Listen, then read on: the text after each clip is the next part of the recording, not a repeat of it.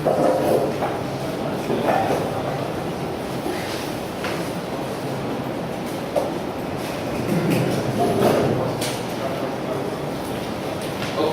so latest problems were the 2003-27th annual ACM ICPC World Finals, sponsored by AGM and so on and so on. Yeah, so as you can see, and I think you've been told in the last World Finals at the first day, so you can see that the difficulty for World Finals is increasing very quickly. So those were quite easier than the first one. So, problem A, about building bridges. This problem was talking about some grid.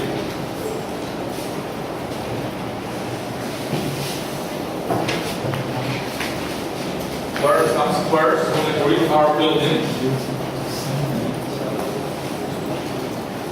And two buildings are connected if they share at least a corner. So these two buildings are connected and they are not connected to the zone building. And it was required to build bridges in order to connect as many buildings as possible. So the number of components of connected buildings should be as small as possible. And you can only build bridges along the lines of the grid. So bridge can be like this, or bridge can be like this, but the bridge cannot have corners, so bridge like this is impossible. Okay, so that's basically the problem. And when you should minimize the number of bridges, and when you have the same number of bridges, you should minimize the total length of the bridges. How to solve this problem? If we find the connected parts of the building, so if we split all buildings into connected parts, then we can build a graph on those parts where each vertex will correspond to some connected part. And we will connect two vertices with an edge when they can be connected by a bridge. So we will draw an edge. And its length will be the smallest possible length of a bridge that connects those two buildings. Smallest bridge.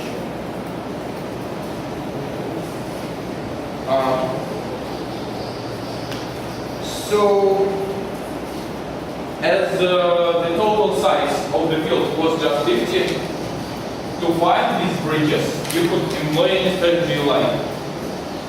For example, you could, for any vertical and horizontal line, go from left to right for horizontal line.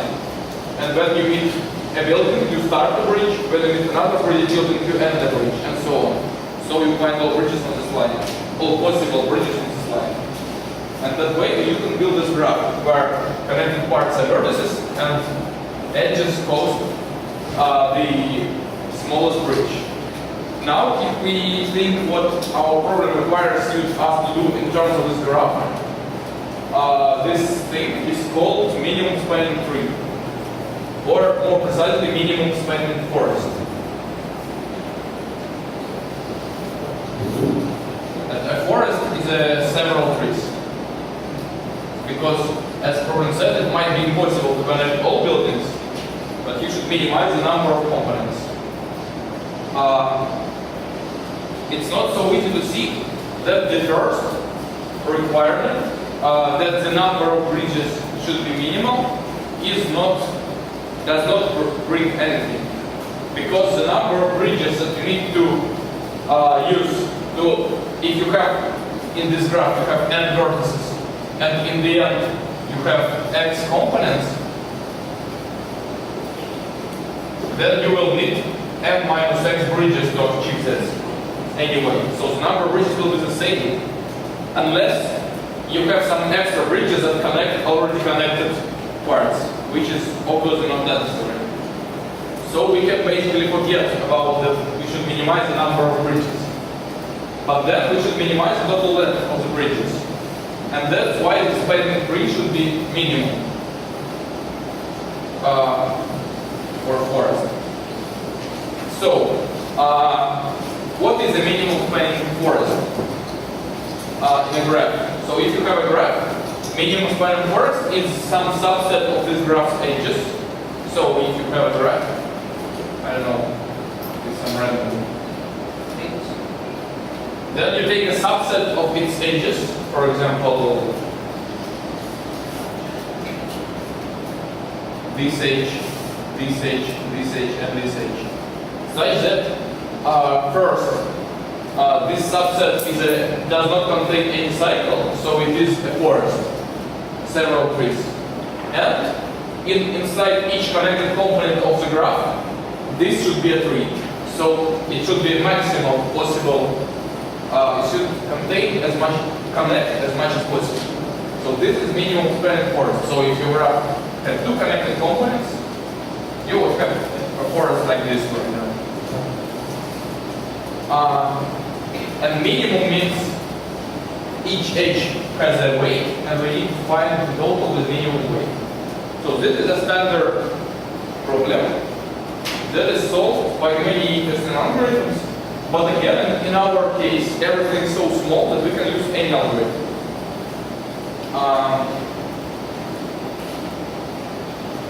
So the two most popular algorithms are Green's algorithm and Kruskal's algorithm. In this problem, I think, yeah, they are both easy to implement. So how does Green's algorithm work? It starts with an empty forest, chooses any vertex, then finds the cheapest edge from this vertex and includes it into the tree. Then finds the cheapest edge that goes from any of those two vertices and adds it into the tree, and so on. And at each step, we should not add any vertex that will form a cycle, so we should not connect these two. But rather, we should choose the cheapest edge that goes from the currently built part to outside. And when you run out of such edges, that means you build one tree. If there are some more vertices left, you again start with any vertex and continue like this. This is Spring's algorithm. It is essentially equivalent to Dijkstra algorithm to find certain spots. But in Dijkstra algorithm, you take on each step the edge such that the total distance is minimal. And in Spring's algorithm, you only look at the last edge, not at the total distance. But in all other senses, it's just the same algorithm. And because of this, it can be, like Dijkstra algorithm, it can be implemented in M log n time, where M is number of edges and N is number of vertices. But again, in this problem, you don't need this. I think, yeah, you could implement it any way you want, basically. Okay, questions about this problem? This problem has some tricky cases, and the problem statement is, I don't know how to say, deliberately not very, doesn't repeat everything twice. So, for example, when you don't have any building, this was a special case that many teams have failed. You should output no edges are needed rather than no edges are possible or something like that. So, in practice, which better? Proof value or free? In practice, which one is better? Proof value or free? I think if the graph is large, then it's easier to implement Kruskal than Prince in MLN time, because this requires a heap or something, and in Kruskal the distribution structure is very simple. So I think perhaps Kruskal is better, but if you know what you can choose. Okay, so that's it about problem 8.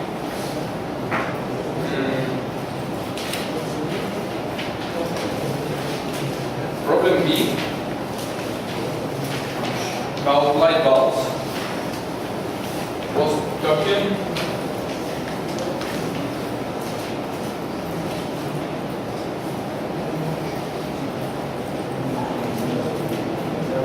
about the following situation. situation when you have a sequence of light bulbs.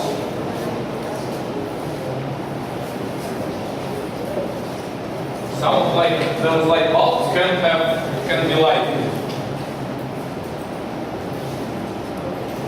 And you have several switches.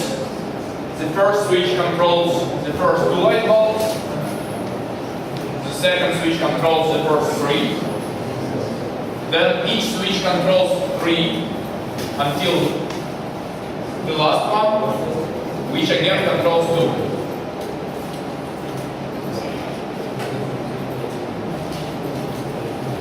Like this. And when you flip a switch, all connected light bulbs will flip. So if it was not on, it will become on, and if it was not on, it will become off. And you needed to, you are given which lamps are on or off, and you are also given which lamps need to be on or off.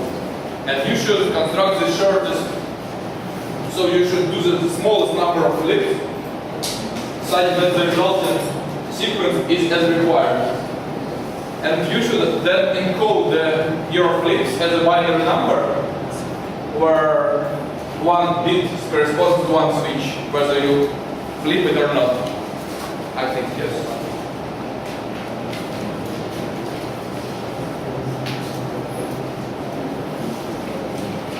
Yeah. And when there are multiple possible solutions, you should choose the one that minimizes this binary number. So this was a tiebreaker that also some teams have missed initially. So how to solve this problem? First, so we have initial configuration and final configuration. That's too much. Let's have only one. So what we need, if there is an initial configuration and final configuration, I don't know, like this, we need to get this from this. What we can do is we can calculate the difference. So we can calculate which lamps need to be flipped. So we do XOR basically of these two things. So we find that these 3 lamps need to be flipped. It is irrelevant which are on or which are off. We just know which ones need to be flipped. And we forget about the second configuration. So we need to flip those lamps in the smallest possible number of states. First, it is easy to see that the order of flips doesn't matter. Because basically it matters how many times each lamp is flipped. And because of this, the order in which you flip is not important. And because of that, it is doesn't make sense to flip any switch twice, because it is the same that not flipping it at all. So for each switch, we should either flip it or not. And that was kind of assumed by the output format of this program. So as you were asked if you flip each switch or not, you could guess that it doesn't make sense to flip it twice. So suppose this switch is not here. Then the problem has a unique solution. Why? Because the only switch that controls this lamp is this one. So if this lamp needs to be flipped, then we need to flip this switch. If not, then not. So it is uniquely determined. So here we should flip this switch. Then those lamps are changed. And then for this lamp, because we have already used the switch, we can only use this switch to flip it. Here we see that we should not flip it, and thus this switch should not be flipped. We know that it should not be flipped. Then, again, we go to this switch and this lamp. We flip it. We erase this one. We flip this switch, and everything turns off. And we don't need to flip this switch because this is open. And after doing all this, so we made sure that these lamps are as required, but we didn't do anything about the last lamp. So we need to make sure that the last lamp became in the required state. If it was required to be flipped, it should have been flipped. So we need to check. After this, we check last length.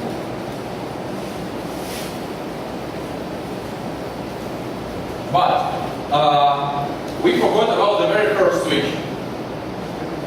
With it, we cannot do this simple algorithm because we have two ways to switch this length. But what we can do is we can try two possibilities. So we have a loop in our program, we try two variants. Either we click the first switch or not. After this, everything else is forced. So we try these two possibilities. In each of them we check if the last lamp is okay after all this. And if yes, we have 0, 1, or 2 possible sequences of completes that satisfies the rolling statement. And then we should use a tiebreaker to choose the best one if we have to. First we should choose the minimum number of completes, and then the lexically smallest sequence, or which is the same, the smallest binary number that is formed by zeros and ones in corresponding places. Okay? So this was this. Yeah, and then you had difficulties about translating decimal numbers into binary numbers and back. Or with hexadecimal, with decimal. So you had to translate decimal numbers into binary and back, which were of length at most 100, but I hope it's not difficult for you. So basically, you do it like Newton paper. So if you know that translate a decimal number into binary, you divide it by 2 and get the remainder. It's last digit and you repeat it many times. You know, translate binary number to decimal, you do the same, but you divide by 10 in binary. Or alternatively, you can how to say, take the first digit, multiply by 2, add the second digit, multiply by 2, and so on. So, I mean, yeah, so there are the translating numbers from one system to another, from decimal to binary is again used that's the same like we do it on paper. So if you have problems with this, please tell, but I hope that it's not a difficulty in this program. Okay, what questions do you have? Okay, problem C. About riding the bus. This problem, again, was of those kind where you have a very long problem statement and not really complicated solution. So, how to solve this problem? Let's first understand what we need to do. We have a curve, which is called SZ curve, which looks like, okay, I think I should draw it.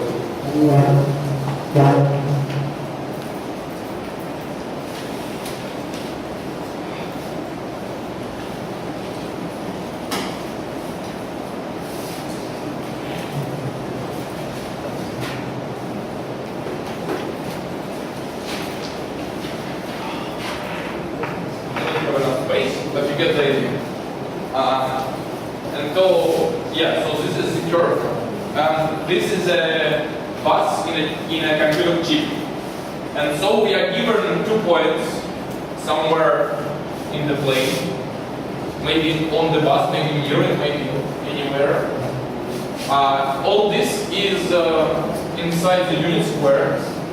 So all this is inside unit square, so this is 0, 1, 1, 1,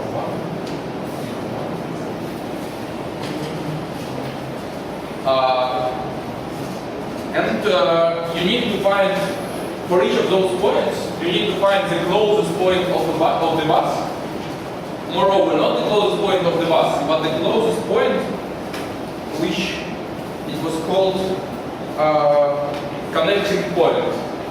And the definition of connecting point was that connecting points go every, so if this small length is length, that connecting points go every length along this bus.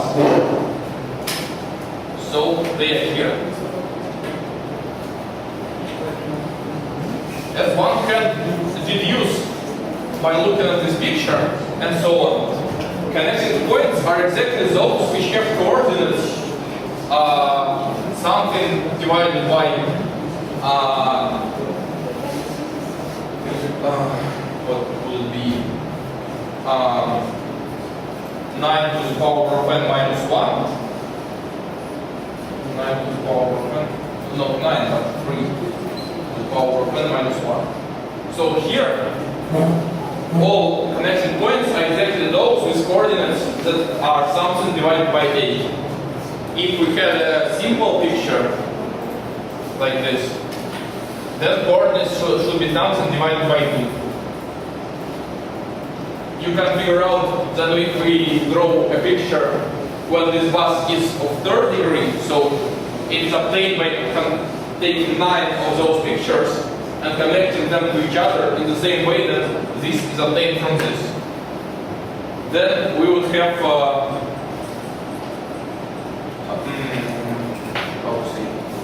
then we would have connection points and each something divided by 26. Where does this constant come from? It comes from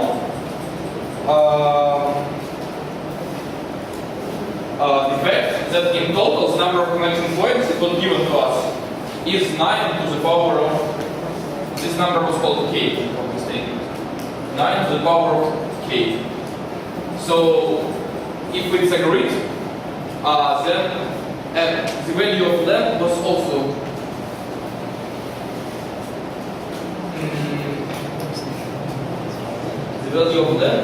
given to us.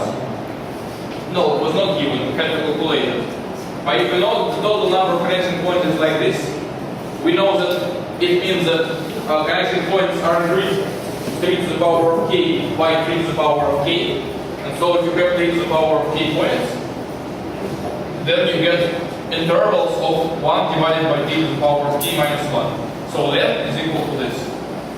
And thus connection points are points from agreed with such coordinates. That's the first step of this problem. Understanding where connection points are. Then this problem asks to, for each of those points, find the closest connection point. And for this point, find the closest connection point. It might be like this. Or like this. And then you should output the sum of 3 distances. This distance plus this distance plus distance between these 2 collecting points along the bus. So it's easy to see that to find the closest connection point is very simple. You should basically divide this coordinate by this number, by the size of the grid, and then get the result and check this number plus minus 1. So you find so if this point has coordinates x and y, then you calculate x divided by, which is equal to x multiplied by, and you also calculate y multiplied by this, and then you take round, find the closest integer to this. So these are, x0, y0. And then you should check points of form x0 plus minus 1 or 0 divided by 3 to the power of k minus 1 and y0 plus minus 1 or 0 divided by 3 to the power of k minus 1. So essentially, you need for a point, you need to find the closest point with integer coordinates if you multiply the coordinates by this number. And to only do this, you use round and then check several neighboring points and find the one that is better. The problem statement said something about what to do if there are several closest points, so you have to handle this carefully. If those are at the same distance, you need to choose the one carefully. But again, it's not very difficult. So that's how we deal with this first part. Now we have 2 points on the bus.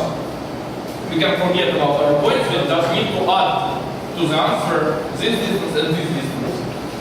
So we forget about our points, and we have 2 points on the bus.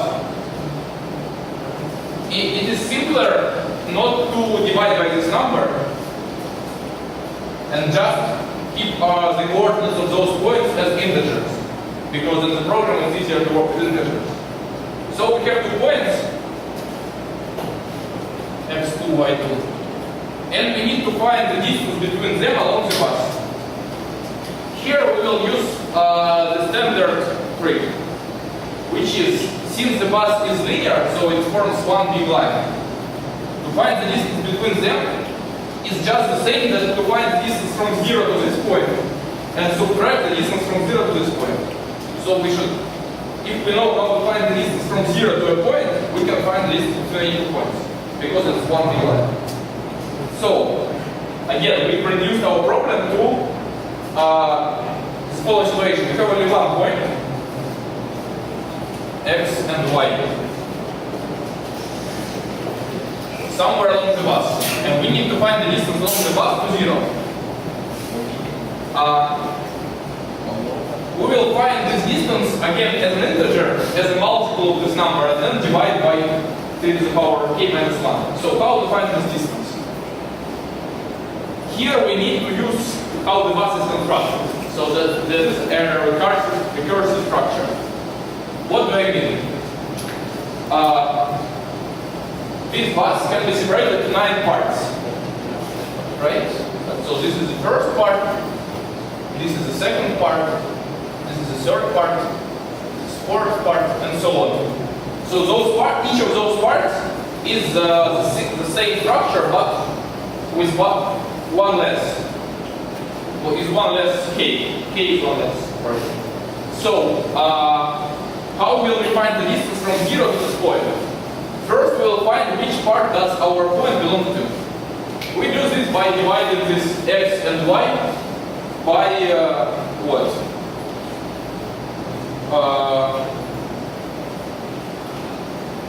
Okay, so we divide it by 3 to the power of k minus 1. So let's write a program. I don't know. Let me erase this because it's not relevant anymore.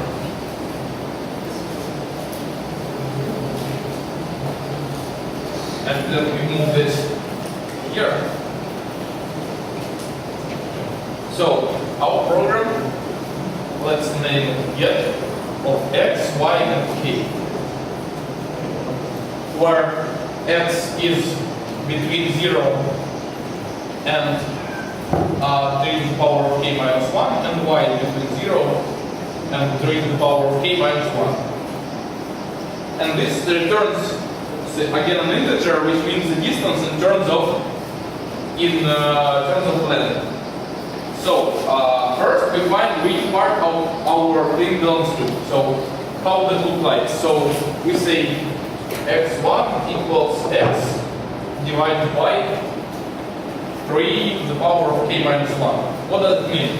So for example, here 1, 0, 1, 2, 3, 4, 5, 6, 9, 7, 8. So we want 0, 1, 2 to fall into first part by x, second part by x, third by x. We divide by 3. In the more larger case, it will be this number. And then we get y1 equals y.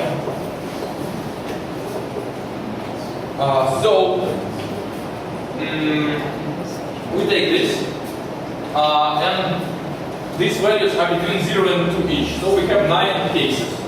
There we should have a 9-way switch.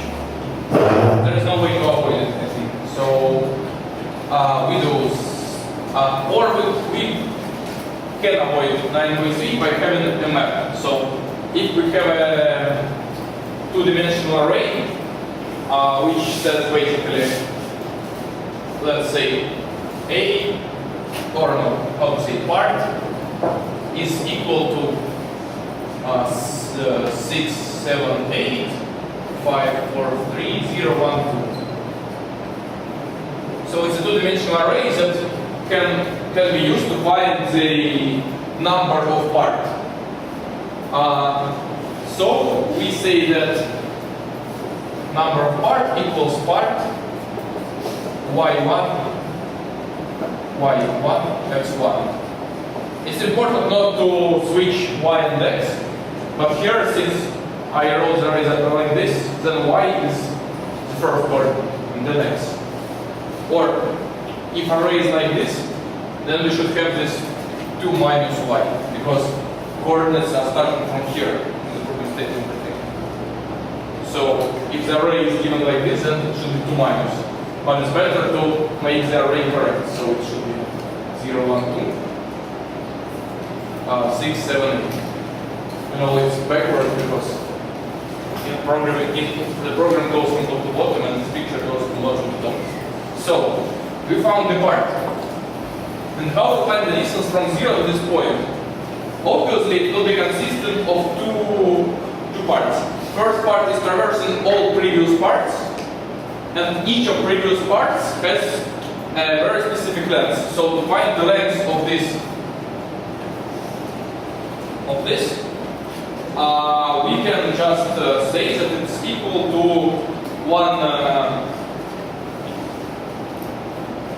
it is 1/9 of the total length plus 1. So what am I saying? So this is one part, then this is other part. So you can note that each of those parts ends with an h that goes to the next part.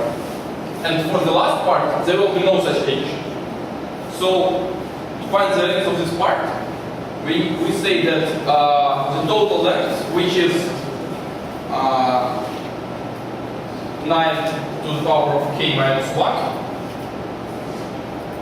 we should add 1 and divide by 9. So the total length of one part is then 9 to the power of k minus 1. Or we can figure it just by looking at how parts change when we increase k. So length of one part is this. So we say answer equals 9 to the power of k minus 1 times b. And that means all parts before this part. Now we need to traverse this part itself. So in our example, we are here, and we need to get here. There are two cases. Either we are inside the reversed part, or we are not inside the reversed part. And inside of each of those cases, there are also two cases. Either we enter from the beginning or enter from the end. So let me explain. So in this part, we enter it from the beginning and it's not reversed. In this part, it's flipped like this, and we enter it from the end. In this part, it's normal, but we enter it from the beginning. In this part, it's reversed, but we enter it still from the beginning. So we should now differentiate 4 possible cases, 4 types of parts. We can again do this using arrays instead of switches, for example. So what is the idea? That basically, for example, if we are in this first part, it's the simplest case. To find the distance to this point, we just use recursive call with k equal with k minus 1. And that will find us the distance inside this part. But in this part, that's not true, because it will find the distance from here and we need distance from here. So we need to subtract the result from the total length. So more generally, what we'll have two other arrays which have the following flipped, which means that is this part horizontally flipped. So it will be 0, 1, 0, 0. Yeah, as you can see, this array could be simulated by taking x plus y person 2, but I mean, let's consider it an array. And the third array means do we come into this part from the end? So end. It is equal to 0, 1, 0, 0, 1, 0, 0, 1, 0. Okay, this is also a very simple array. So we can not avoid array, but for clarity, I will keep them as arrays. So this means if this part horizontally flipped, and this means do we enter it from the end as opposed to usual conditions. So what how would our solution look like now? First, we need to find the coordinate within the part.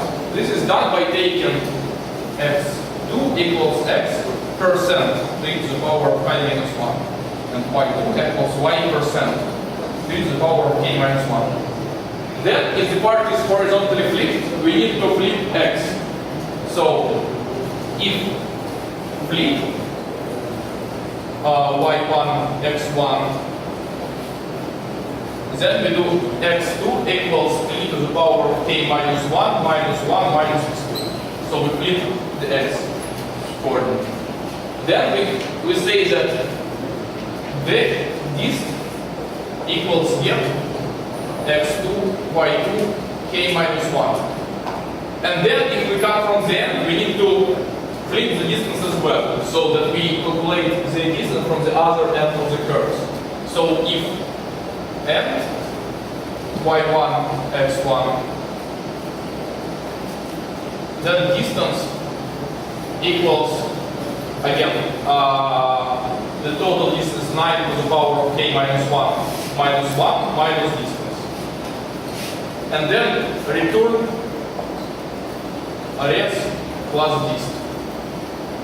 So these are two components. First is complete parts and then the side part. So here is the whole solution for the problem. For the part which is calculating the distance along the bus. And I already said about the other part, they are simple as well. But this problem requires a lot of accuracy, not to get anything wrong here, not to get wrong arrays here, but generally it is not, I would say, it does not involve any algorithm. You just do what's asked. But you have to be careful and yeah. So, what questions do you have about this problem? Yeah, this has a very long wrong state, which also doesn't help. Okay. Yeah, one other thing that I want to mention is that in this problem the input was given as floating point numbers. And so when you decide that which point on the bus is closest, you should somehow deal with floating point precision.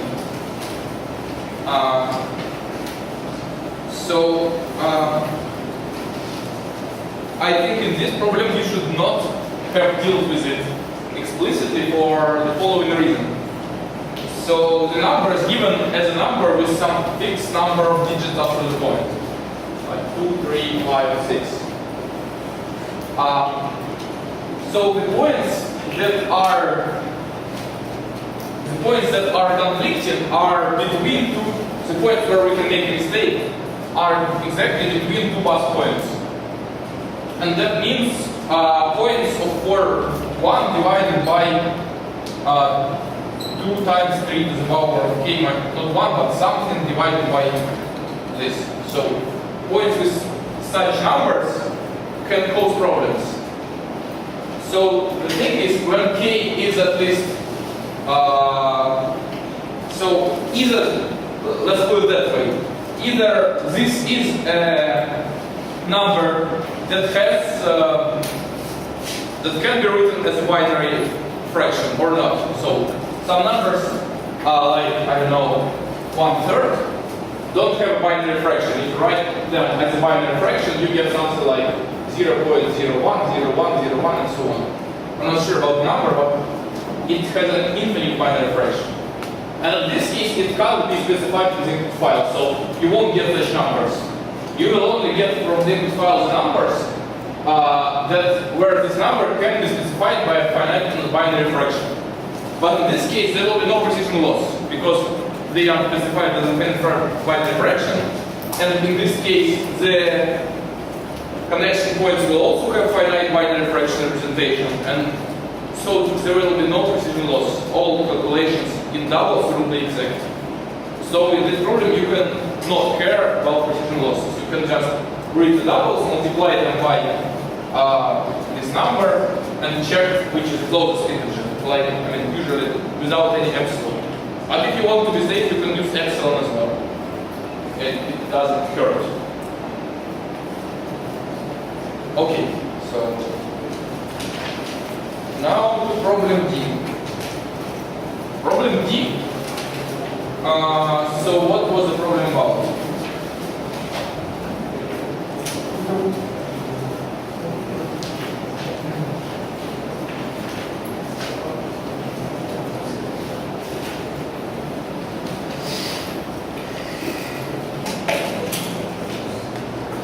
The problem told us about a network of cities which are connected like in a grid. So there are some cities like this, and each two adjacent cities are connected. And some of those cities form a country, and the country is a rectangle. Then country can be connected with another country, or like this. And this country can be connected with another country, which has only one city, for example. So you're given such countries and cities, and you need to emulate the following process, where each city starts with 1,000,000 points, and the type of the coins is different for each country. So this is A, B, C, and this starts with 1,000,000 A coins. So all this starts with 1,000,000 B coins, and this starts with 1,000,000 C coins.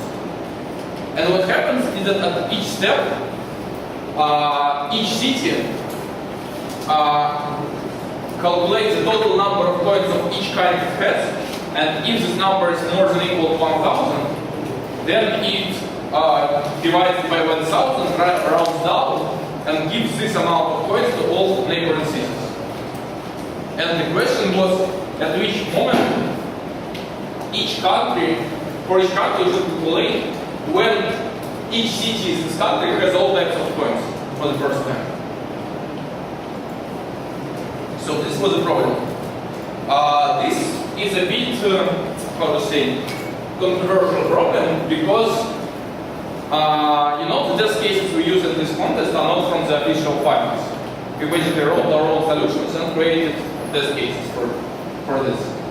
And this problem we are not sure if what we did is what was at the finals, because we don't know what was the terminal in the finals.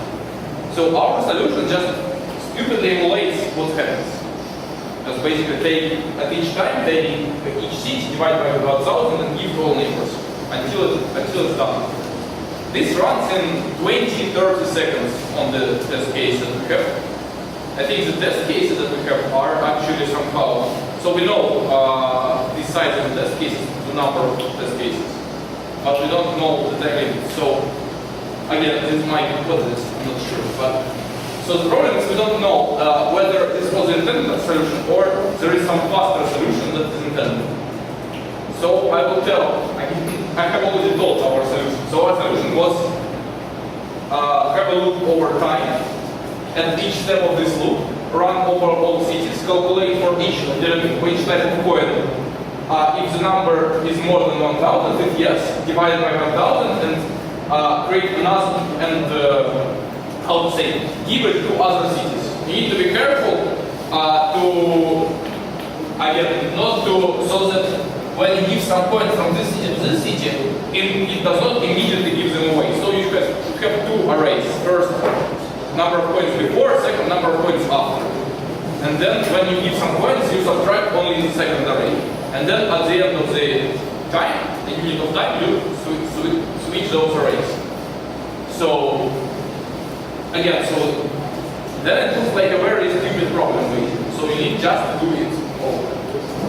And if you know some better solution that is significantly faster than this, then you can tell it and we'll change the time limit so this will not work.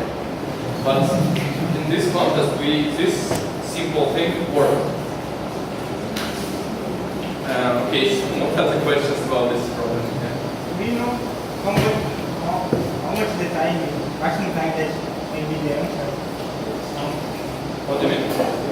Which is the maximum number of days that you need to simulate? For the worst case? Yeah, but it was given as a statement, no?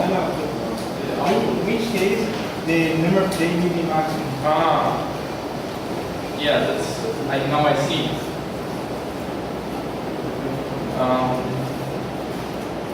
I think the full grid.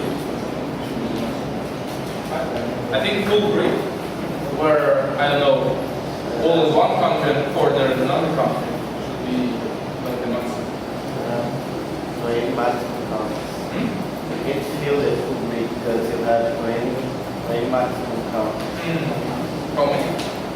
25. There's 3 meters here. I see. No, but I think, so in order to have large number of steps, what do you need? You need to have one country with only one city. And you need to points in the city to spread as slow as possible. So I think what should work is, so the maximum size of grid is 10 by 10, I think. So I think what should work is that you have one country here, then country of size 9 like this, then country of size 1, then country of size 10 like this, then country of size 1, then country of size 1, and country of size 10 like this. So that basically all cities form one big chain. So along this chain, the points from this city will spread very slowly. I think that should be the worst case. And I think exactly 20 countries will be enough for you.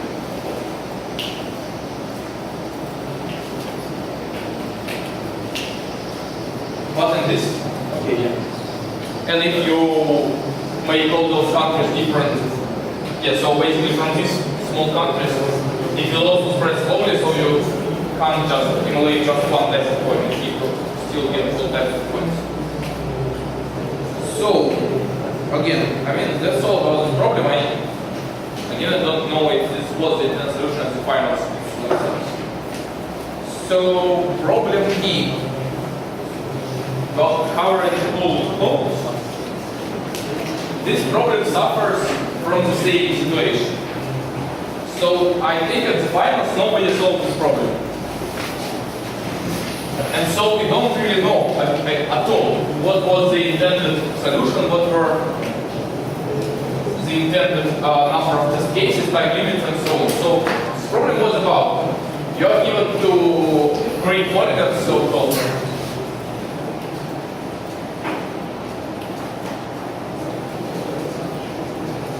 And you need to cover the first one with the second one, or tell that it's impossible by just shifting it, not rotating. A grid polygon is some polygon that has sides only along the lines of the grid.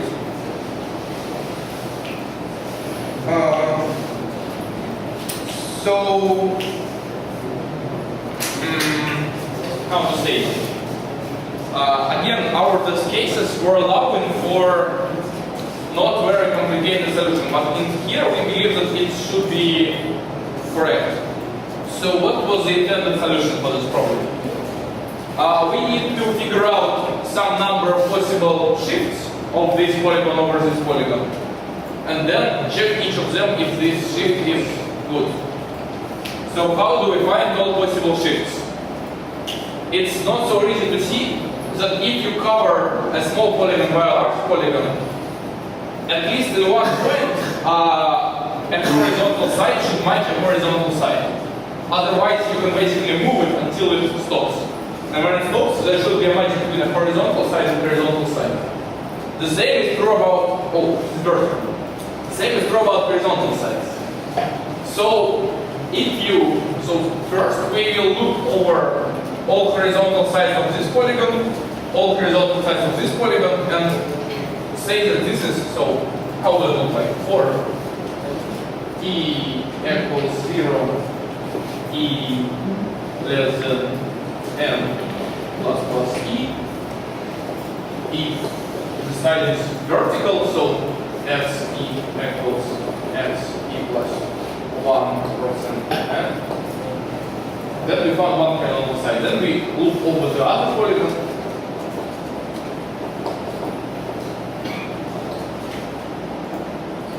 Just like it's very simple. If X, not X, but so this was X1 and now X2, G equals X2, G plus 1% M. Then we found two horizontal sides. So we said delta x equals x2g minus x1e. And then we do the same pair of loops for delta y. That way, the total number of possible shifts we evaluate is at most 25 to the power 4. Why 25? Because our polygon has 50 sides, at most 50 sides, and they are alternating. So one side is horizontal, one is vertical, one horizontal, and so on. So the number of horizontal or vertical sides is not more than 25. That way, we try this number of possible shifts, which is, I think, 400,000, almost. And then for each of those shifts, we need to check if this polygon is covered by this. So when we fix the shift, so we basically increase all coordinates of this polygon by delta x and delta y, and we just need to check if it is covered. So we propose to do this in time.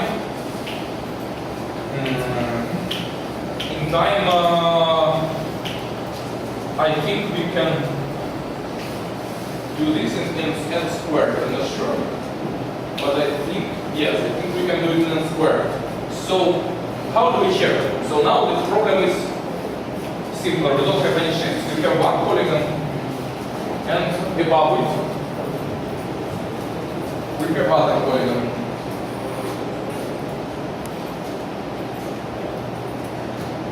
So here it doesn't cover the polygon because there is a empty area.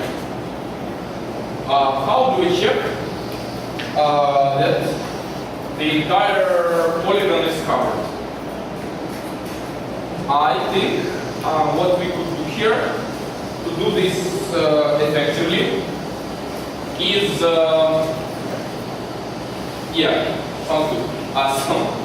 Sorry for thinking aloud. So what we can do this effectively is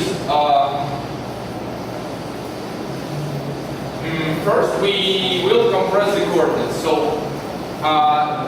we can assume that all coordinates of edges are 0, 1, 2, 3, 4 here, and here 1, 2, 3. So we can compress the coordinates. Having done that, we can just basically create a two-dimensional array. And the size of this array will be at most 50 squared. And in this array, for each cell, Why isn't it 99 squares? The coordinates of one polygon may not match with the other. Yeah, so it's only 25 each polygon. Okay.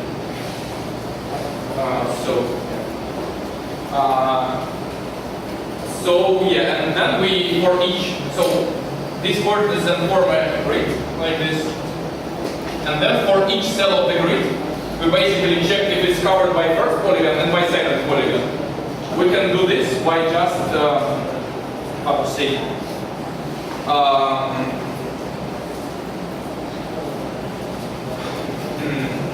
sorting all. So for each polygon, we, for example, it can be done multiple ways. One way is for each polygon, we split its vertical edge into unit ones. So we have these unit segments.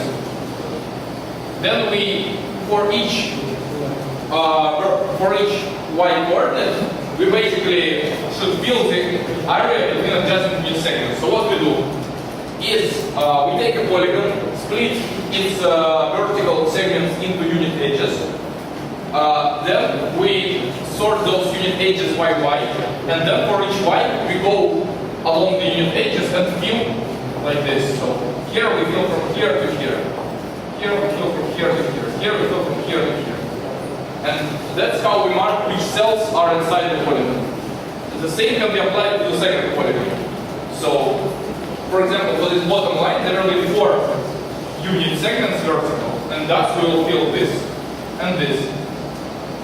You see, it can be done, I think, many other ways. But the idea is after we have compressed coordinates, we need to mark each cell whether it belongs to first and second polygon or not. And after we've done that, we can easily check if it's covered. So I think we believe that it was an intended solution because the total complexity, worst case here, is this times this, and with this is about 1 billion. 1 billion quite simple operations, and 1 billion quite simple operations is no, not 50 squares is equal to 1 billion, but 50 squares times 400k equals 1 billion, and it is several seconds. And we think that several seconds per test case is probably okay in the world finance. But again, we don't know what was the original time limit, so we can't be sure. If you write a solution to this problem, I think you can submit it to the ICPC live archive on the UAS site, where you can submit solutions for the past finals and see if it passes the time limit. That way we can figure out if our time limit is more or less than that. That's all we can find. So again, that was the solution that we wanted. Okay. So now we are done with the problems where we I don't know if that's what the other person asked, but if the X doesn't match exactly the methods what do you, so I don't know, for example, let's consider. So one was, I don't know, like this, and the cover was, I don't know, here it did not look like this. Like right?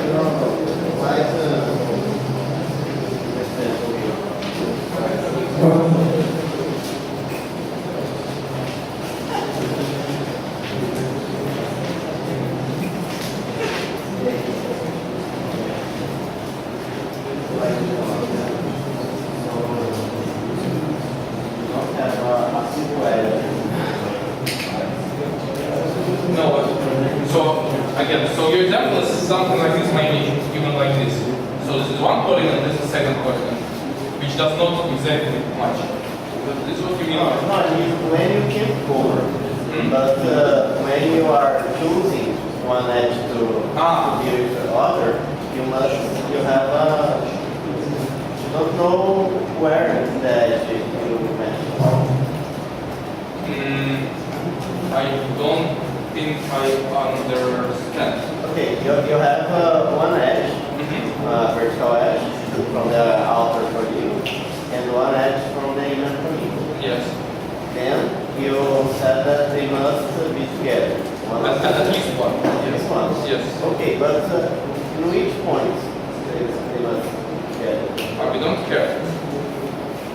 Why? Because we only use information to find how much we should shift horizontally.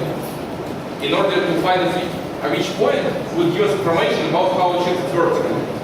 And we don't use it. So we shift vertically. Here we have another set of loops.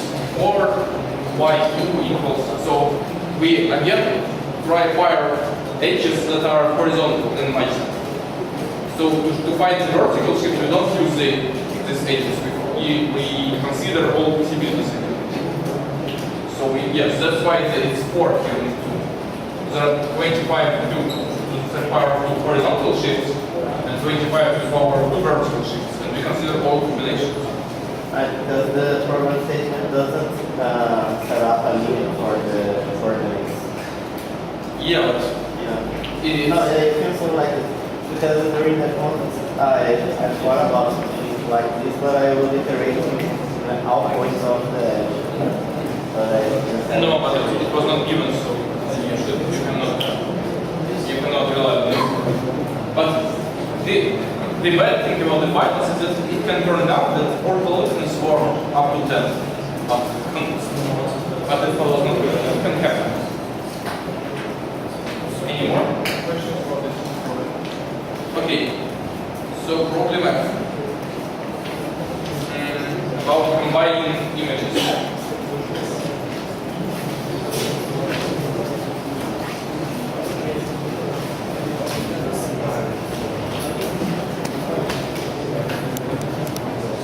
this problem.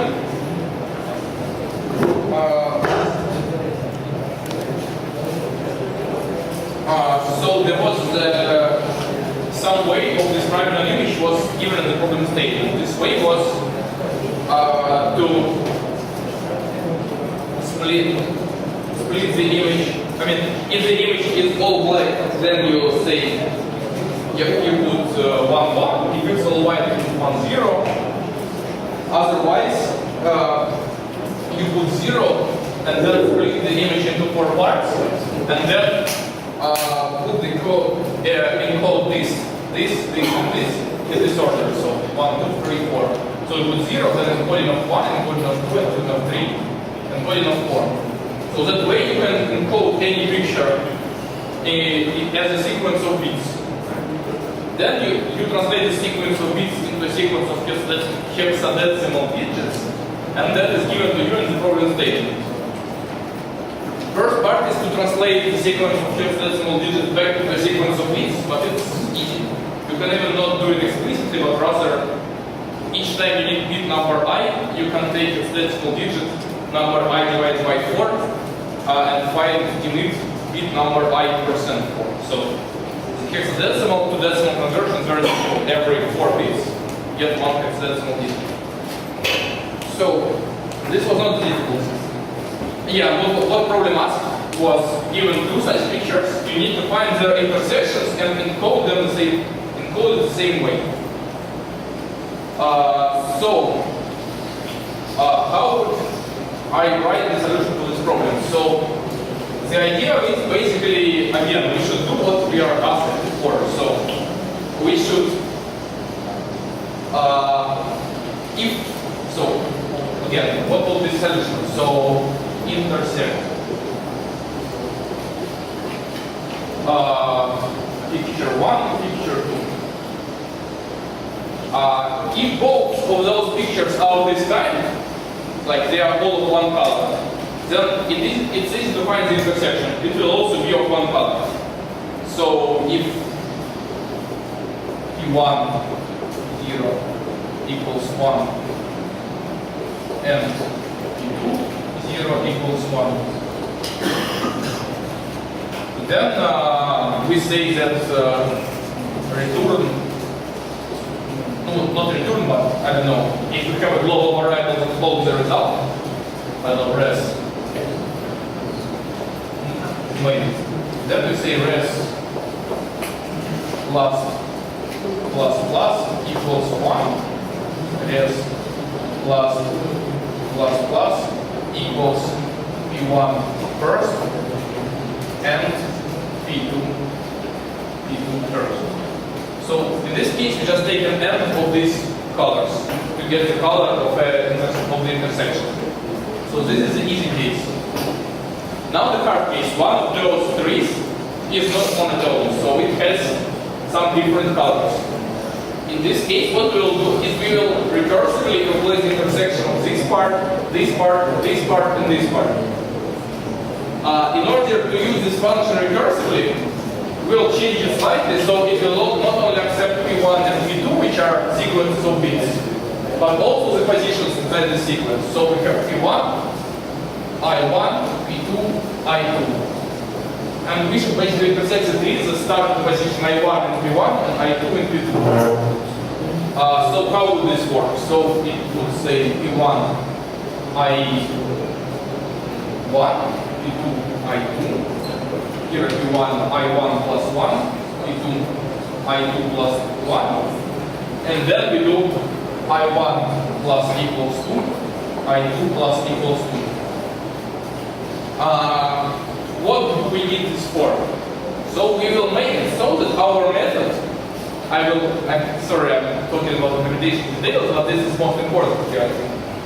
We'll make it so that our method will, the values I1 and I2 passed to it will be changed. So we should pass them by reference, for example.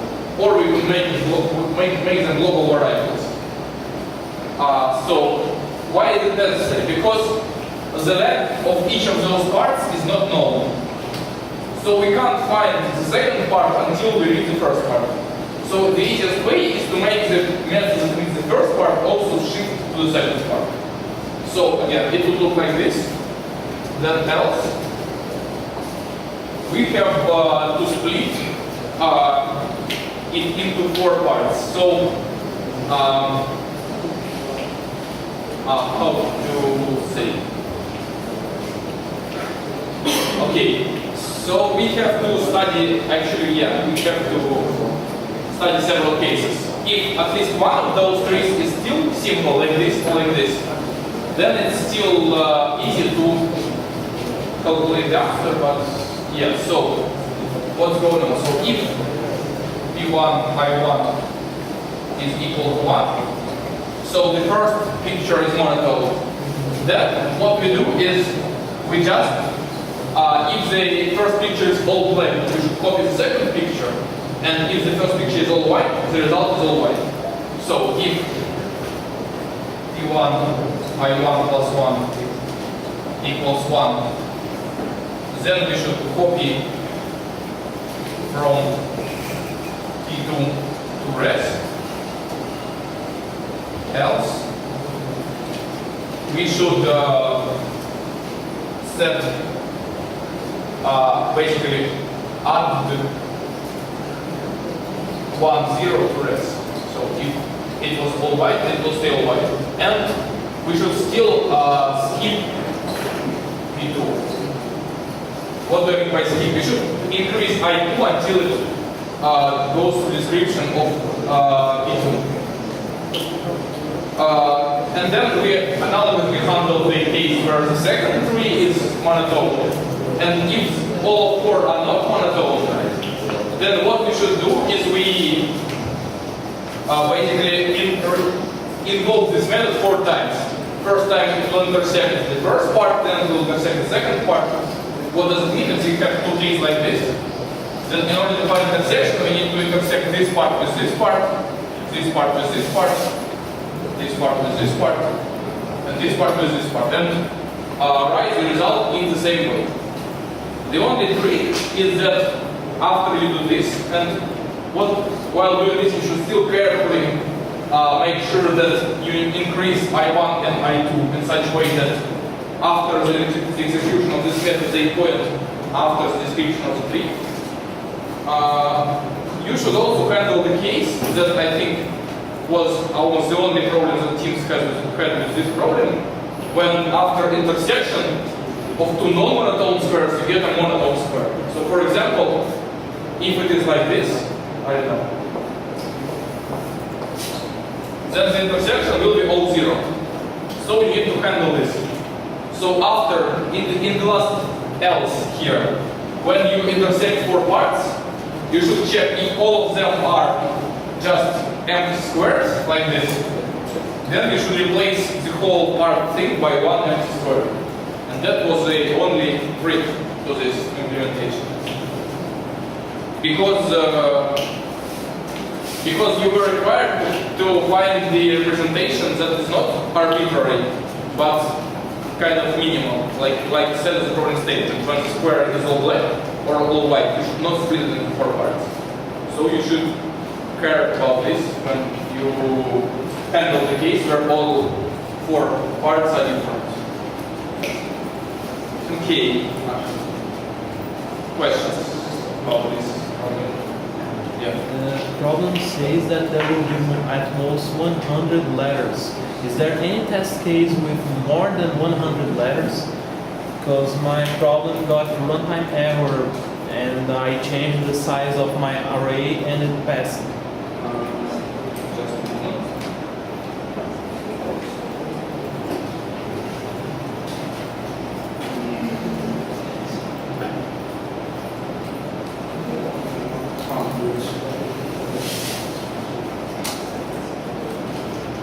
No, I think the longest I see is 97. Yeah, I think they are both 97 or shorter. So maybe your calculation of 100 hex letters means 400 bits. I don't know, maybe something like that. Have some problems about this, but the longest is 97.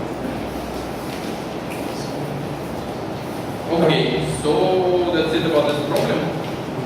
As you might have noticed in this contest, almost all problems are about careful implementation rather than algorithms.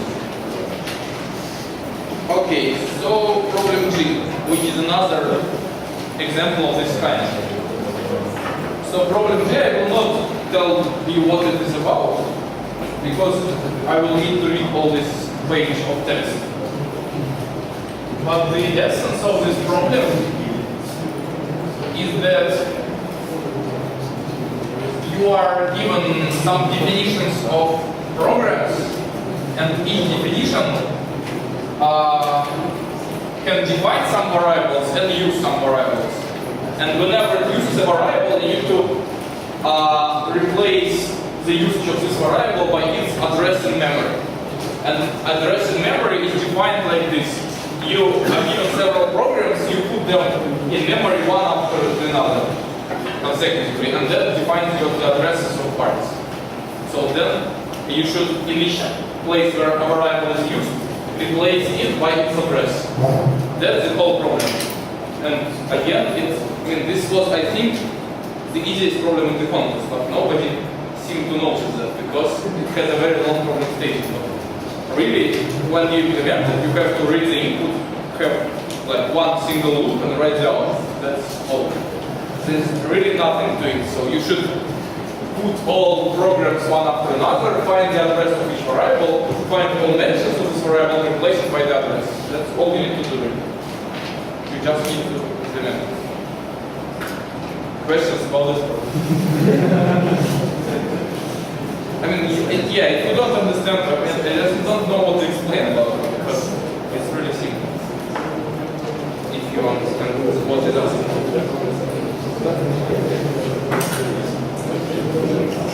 Okay, so yeah, problem H about a spike in the method.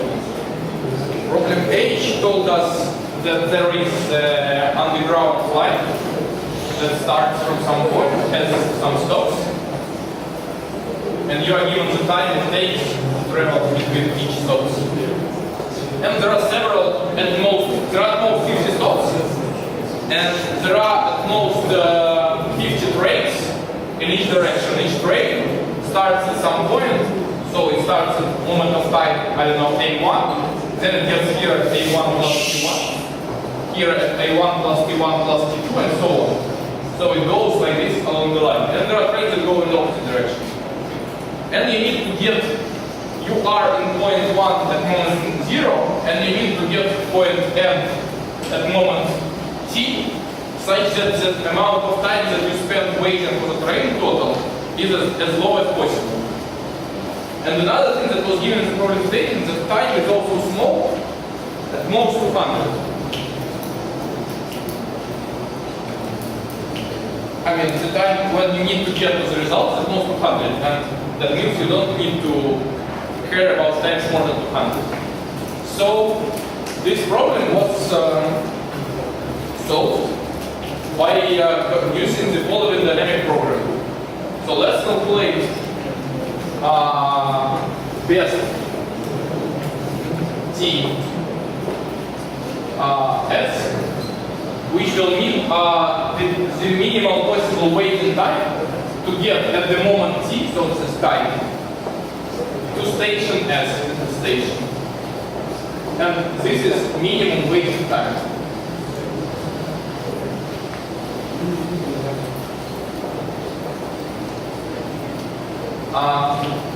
We will use forward dynamic programming. So when we calculate the number, one of such numbers, we will update numbers with larger T and S. So basically, when we go to the station T at moment S, we can either wait for T plus 1, so we could either wait for 1, so we say that best T plus 1 S equals mean of best T plus 1 S and best TS plus 1. We either wait, either there is a train that goes from the station at moment T and we jump on this train. Then we basically get to the next station at the moment and when train gets here. So if there is a train going right, then we should update the best array for the next station, which means best t plus ts s plus 1, where ts is the time to travel, equals again mean of the same and best ts. There is no plus something here because we don't wait we travel, and we need to minimize the waiting time. And the same about the grade goes to the left. And at the end we should check the value of best for the final station and final time. And in the beginning we should set that we are best 0, 0 equals 0. So at station 0 at moment 0 we wait 0. For all others it should be infinity. So yeah, this is again then if there's a train going to the left. Train left. Then similar. Again, this is almost a whole calculus problem. What was important? In order not to get time limited sentences problem, you needed, so here from each state we have 3 transitions. One to moment t plus 1, one to the next station to the right, and one to the next station to the left. If you make more transitions, like for example, you say that from this station you can go along the train several stations. So you, instead of this one assignment, you have a loop, how many stations you travel. Then it doesn't change the algorithm because it is just the same as to say you travel one station, disembark, then embark again and travel another station. So you can assume that you only travel one station at a time because you can then embark on the same train and continue. And this improves running time of the algorithm because if you had to check how many stations you travel on the train, you would have a running time which will be 50 times more. So again, the number of states here is 200 times 50, and one transition is calculated in constant time. And if you calculate in time 50, I think you might get time limit exceeded. And again, the same is true about time. If you make it possible that you wait not 1 second but several seconds from each state, that will make you get time limit exceeded. But maybe that's not true yet, and you could still pass in this non-optimal DP. Again, but many people got time limit, so I assume it is for this reason. Okay, what questions? Just notice that I saw the product is the access. I saw the product is the access. Not the you mean you construct the graph of this? Yeah, one vertex was their station type. I see. Okay, so basically, yeah. So what was said is that you can view this not as DP but as a shortest possible graph problem. It's correct. And essentially what DP is doing is that this graph has no cycles because time always increases. And in a graph of no cycles, you can find shortest path using DP. So that's essentially the same. So if graph of no cycles, you go from left to right and find shortest path using DP. So it's almost the same. Was there something particularly tricky about this problem? Because I kept getting a wrong answer and I just submitted the same code to the library and the accepted there. So You can try to figure out what was your problem, but after the lecture. okay.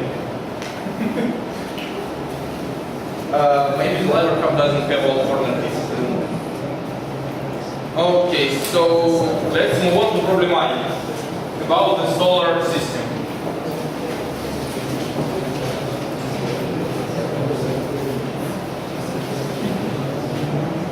So this problem again had a very long problem statement that told us something about laws of Kepler. But what we needed to do in the end was we are given the orbit of the planet, which is an ellipse. So the coordinate system is in the center of the ellipse.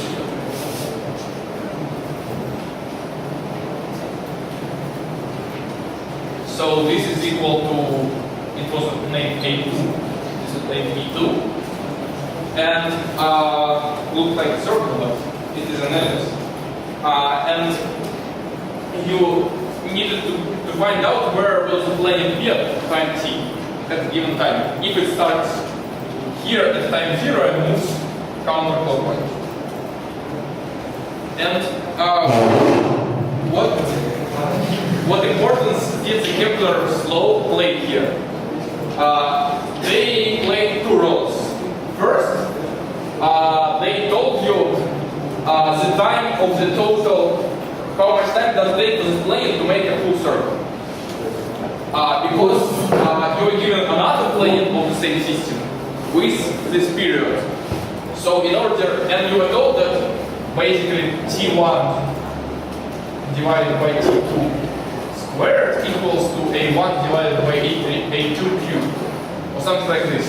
So you should have used this equation to find T2, the time that it takes for the second plane to make a full ellipse, because you were given all those numbers.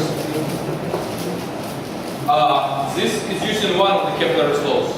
And another law told us that if you consider the sun, which is in the focus of the ellipse, and you should, I don't know. So the focus of the ellipse can be found from the fact that it has the properties that if you take this focus and this focus, and then the sum of the distances from each point of the ellipse, these two focuses, is the same. It is the definition of an ellipse. So by using this information, you can find the coordinate of the focus. How? You will know that this plus this equals this plus this. So if this coordinate is, I don't know, x, this is minus x, then you get equation. So then of this by Pythagoras theorem, this square root of x squared plus b2 squared times 2 should be equal to, this is equal to a2 minus x, and this is equal to a2 plus x. So we can divide by 2, and then square, and then we get x squared equals a2 squared minus b2 squared. So x equals square root of a2 squared minus b2 squared. So this is the coordinate of the focus. That's how you find it. Now you know that the sun is at the point that it gives this coordinate. Square root of a2 squared minus b2 squared. And what we know is that by another law of Kepler,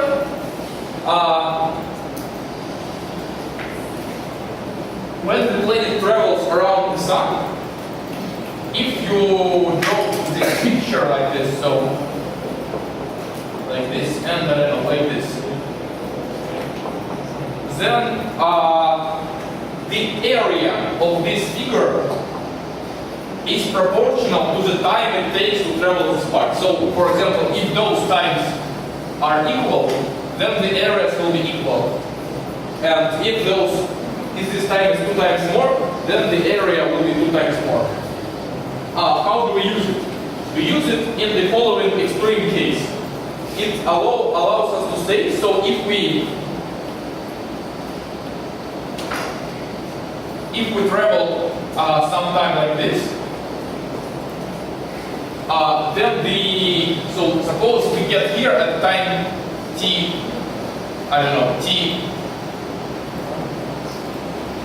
t0, and this area is a0. Then the fraction of t0 to the time of full ellipse is equal to the fraction of this area to the area of full ellipse, which means that in our problem, since we know the time t0, we can find this area. So, what is the first step of our solution then? We found this t2, and we have time t, where we should find the final position of the planet. First, we remove full circles. So this planet makes some full circles and one non-full circle. We can find it by taking t divided by t2, taking a floor of this number, and multiplying by t2 and subtracting from t. So this is like modulus operation, but for fractional numbers.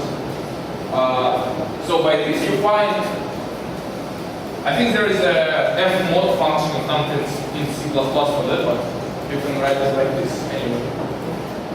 So let's name it, I don't know, let's again name it T2 for confusion.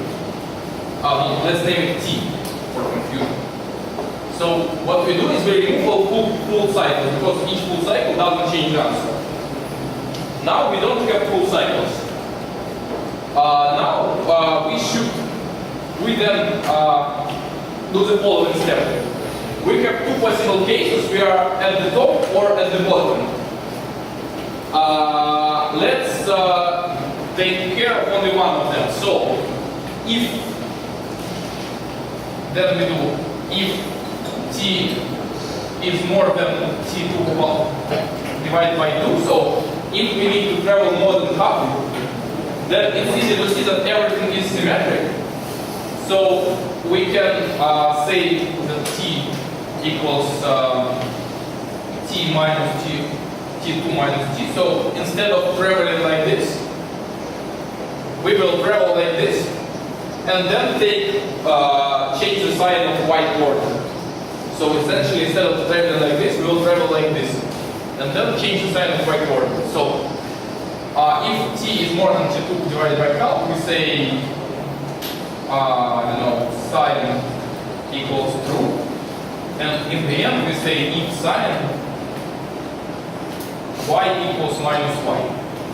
So now we can only handle cases where we are in the first part of our period, first half of our period. Then we can find this area. So this area is given by the total area of the ellipse, which is, as you might know, or if you don't know, you could find it. How you could find this area? You were given the equation of the ellipse. So the equation of the ellipse is x squared divided by a2 squared plus ay squared divided by b2 squared equals 1. From this equation, you can find the area of the ellipse by noticing, for example, the easiest way. You can of course, what you can do is you can say that y is a function of x, find that y is equal to square root to b times square root of 1 minus like this. And then take the integral of this function from minus a to a. And then this integral can be calculated by doing a substitution. And you can calculate this integral and find out that the total area of the ellipse is equal to b times a2 times b2. And now you can guess what is the easier way to find the area of the ellipse. If you compress the plane like this until the ellipse becomes a circle, what do you mean? What do I mean? If you divide each x coordinate by number a2 divided by b2. If you divide each x coordinate by this number, if you compress the plane, the ellipse will become the circle. As we know, the area of the circle is simply b2 squared, the circle of radius b2. And then when you compress, the interesting fact is that when you compress, the area is multiplied by this constant. So when you when you change all x coordinates by a factor, all areas also get changed by this factor. This can be proved, for example, by looking at the integral. In the integral, you basically need get an extra multiplier that can be moved outside the integral that calculates the area. Or you can try to figure out it using the definition of the area, or anyway. But when you compress, all areas get divided by this number. So we need to multiply it by this number to get this. Again, this is the total area of the areas. Now, to calculate the part that we need, we multiply it by t and divide it by t2. And now this is the area of this picture. And we need to find this point. So we need to find this point such as this area is equal to this. This was problematic. And that's where we stop using Kepler's laws and start using mathematics. So, how to calculate the area of this figure? Well, let's first calculate the area of this figure. So forget about the focus. Find the area of this figure. This is easy. Why? Because we can use the same method as we just used of compression. If we compress our element into a circle, this figure will become a part of a circle. So, for example, let's say that this coordinate is equal to x. Then the area of this part of the circle, if you have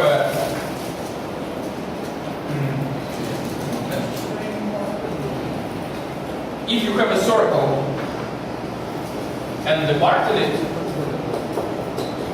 then in order to find the area, you need to multiply this angle. The formula is alpha is PR squared by 2. This is the formula sector of the circle. So in our case, R equals B2, and alpha equals to, how to find alpha? So we have this picture. I should probably make it a little bigger. So this is the center of the circle, this is the circle, this is our segment, and this point has coordinate x, b2 divided by a2, because it has coordinate x and we compressed it this many times. So in order to find this angle, we can see that sinus of this angle is, or cosine of this angle is equal to this divided by this. So alpha is equal to our cosinus or our cosine, or how to say it in English. The inverse function to the sine function of x b2 divided by a2 b2. b2 can be removed.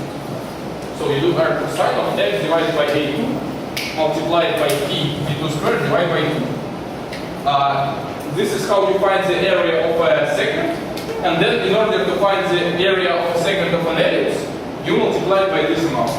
So this gets multiplied by this, and so the area of a sector of an ellipse is equal to PA2B2 arc cosine of x divided by A2 divided by 2.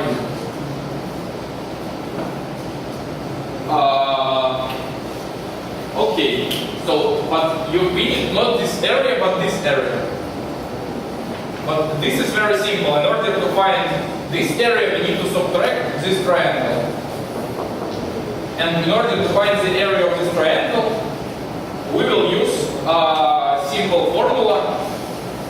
For example, we can multiply the base by the height. It is the base and this is the height. So the area of this triangle will be, we need to subtract square root of a squared minus b squared. And to find this length, we can use this triangle where this length is the same. So this length is equal to square root of b2 squared minus x b2 squared divided by a2 squared. And we need to add 1/2 because the area of the triangle is 1/2 of base times height.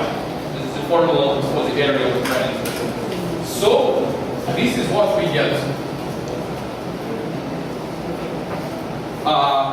Given x, we can find the area of this part. And now we need to solve the equation. This equals this. And find x, which will be the answer to our problem. Here we will employ simple binary search. So basically this function will be an increasing function of x. When x increases, this function also increases. So you can, how to say, so you can use binary search to find when it's equal to this one. You start for searching for x between minus a and a, and calculate this area and find x. Okay? What? Okay. So yeah, I think that's almost it. There is one catch, unfortunately.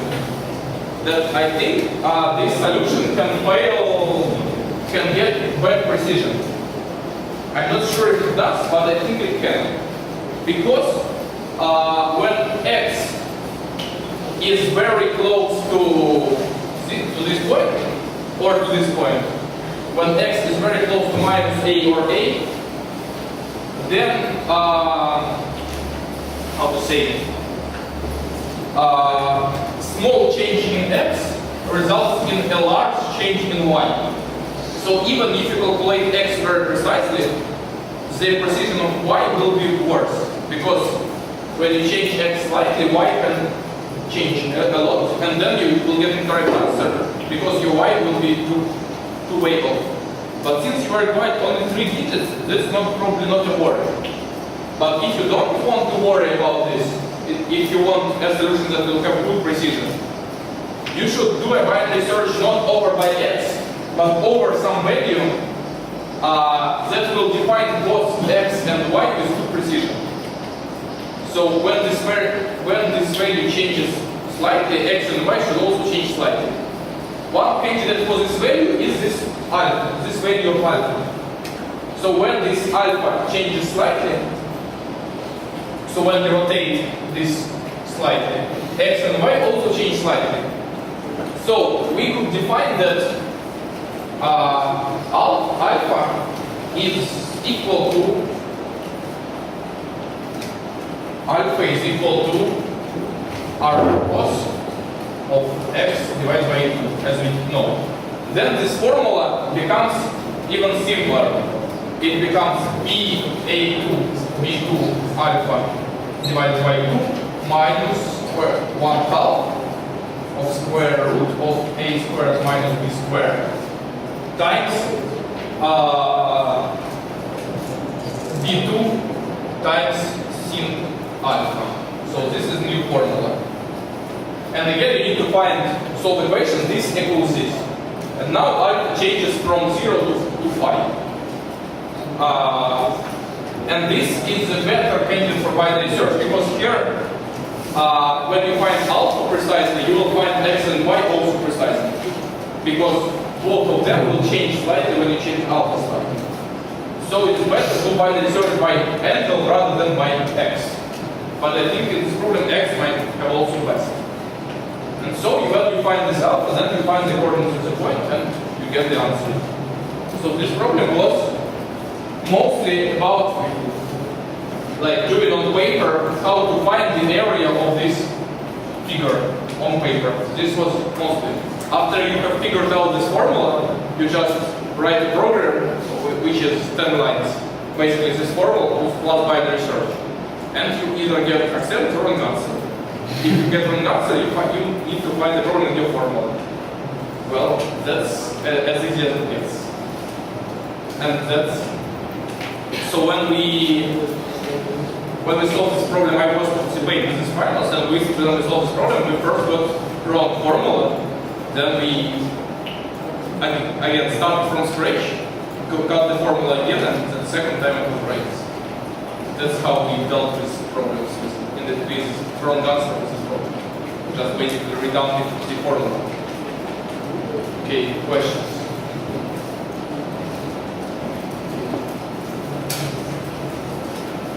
And the last problem? Yeah. I thought the formula using Sorry? I found a formula using R bracket defining the area of the R of the I tried it and this didn't work. What is the problem with that formula? Sorry, please. I use a formula using R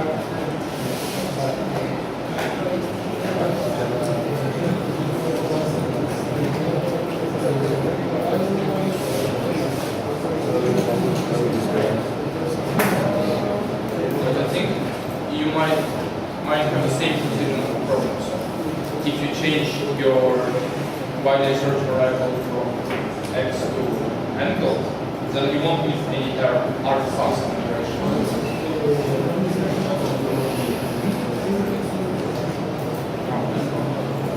And what is your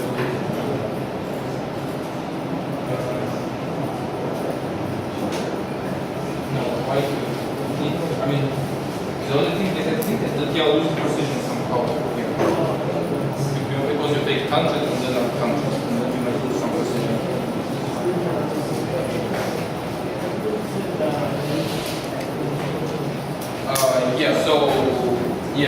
Or better, if you send me an email and send you the test piece for my files and the correct answer. Okay, so the last problem about total.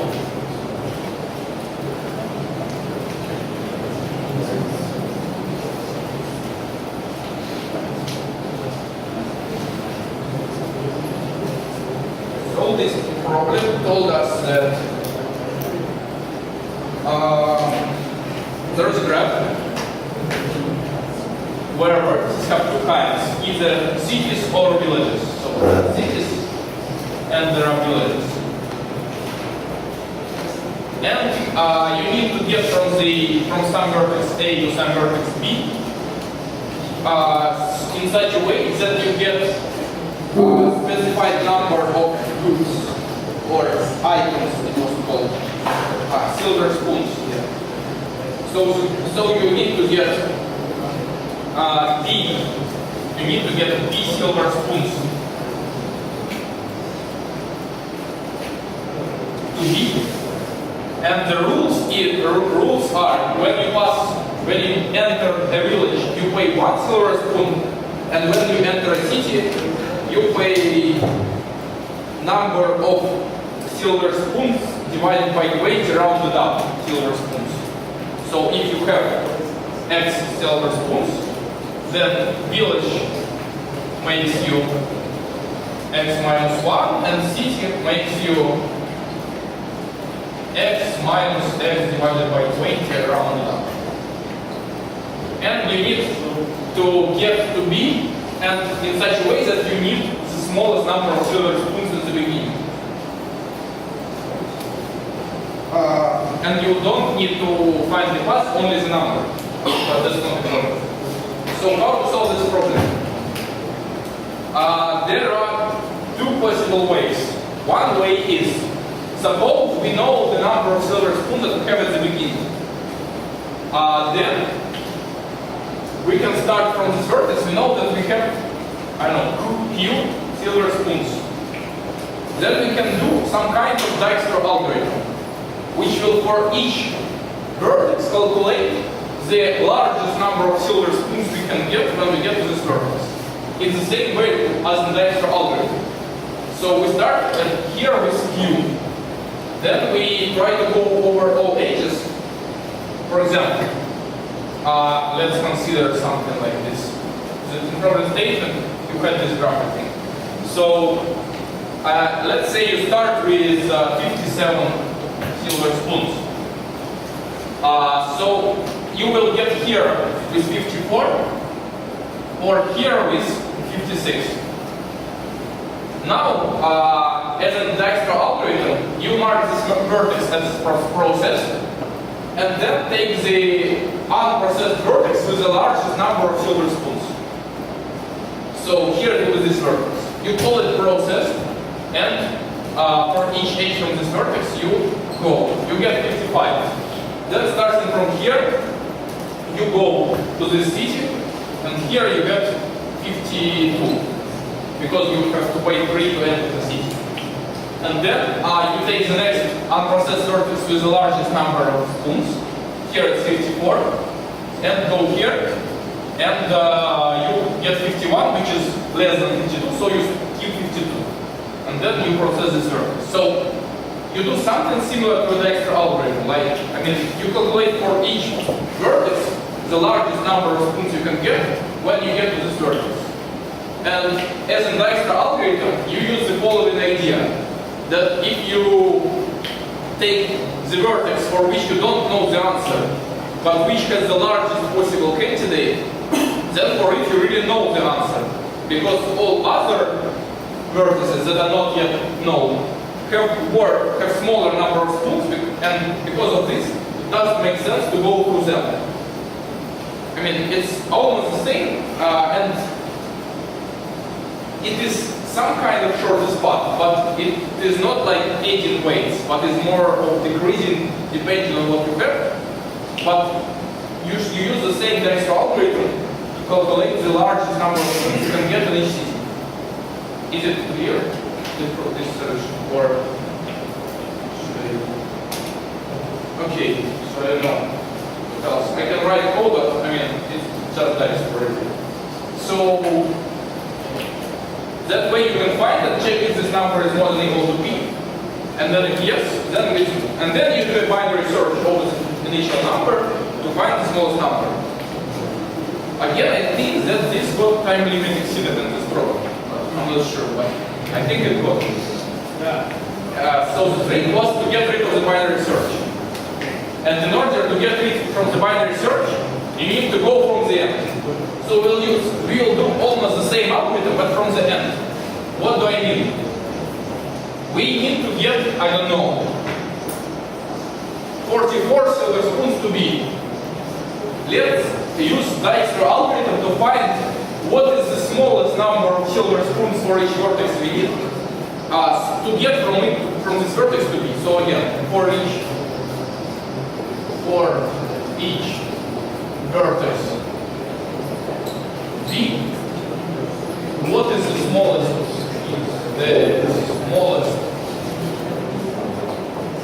number of silver spoons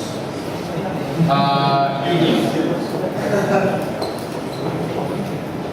to get P silver spoons to B.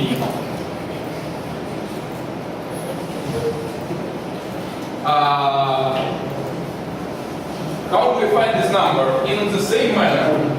So suppose initially here we have 44. Then from this vertex we can come from one of these two vertices. How many silver spoons we need there to get 44 to be? In both cases it is 47. So it depended only on the type of B. It will be always the same for all incoming vertices. But that's not, not crucial. So here we put 47, 47. Then you take any vertex with the smallest number, for example this one, that is not yet processed. So this is processed. We forget about it. Now this is vertex with the smallest number. How many do we get to get into it carrying 47 spoons? We need 50. So we put 50 here, and this is processed. Then we take this vertex with the smallest number. It is this one. How many do we need to get here is 47? We need 48. So we put 48 here, and this is processed. How many do we need to get here is 48? We need 49. So we replace 50 with 49 because it's smaller, and this is processed. and then this process because there is no incompetence. And the answer is 49. So you do this reverse Dijkstra, and the only trick is calculating the number of the kind of the reverse of this function. So you know that this number is equal to y. You need to find the smallest x such that this is true. But for villages it is very simple. So this equation does not deserve some consideration. And this equation may deserve some consideration. You have to carefully study the cases where the number becomes divisible by 20, and because of that you need to pay one more. But I think what you can do to solve this equation is you can say x is equal to y plus y divided by 20. You certainly need at least this much. And then you check if this number is less than y, so it is not enough. Then you increase x by 1 until it's enough. So then you do while x minus x divided by 20 is less than y plus x. So this is, I mean, you will certainly need to pay at least this much, but maybe more because you pass over a multiple of 20. So you need to increase x by 1. But I think you will also figure out the exact formula for x from this. You should divide by, add sums and divide by 19 or something like that. But it is mostly the same. Okay, so that way you can have only one diagonal algorithm to find this number of spoons. Okay, what questions do you have about this problem?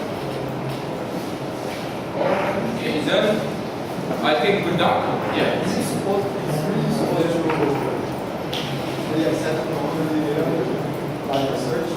We don't know. I mean, well, again, when we created this case with the problem, we figured out this solution and decided to make other statement. We don't know how it was in the file. The generic search has. Yeah, I mean, for some others it's failed.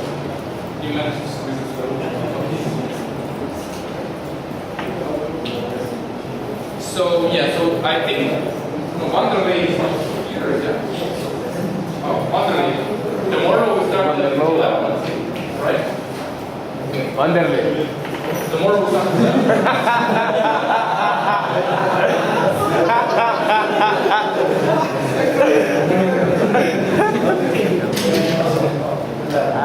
Okay, so tomorrow the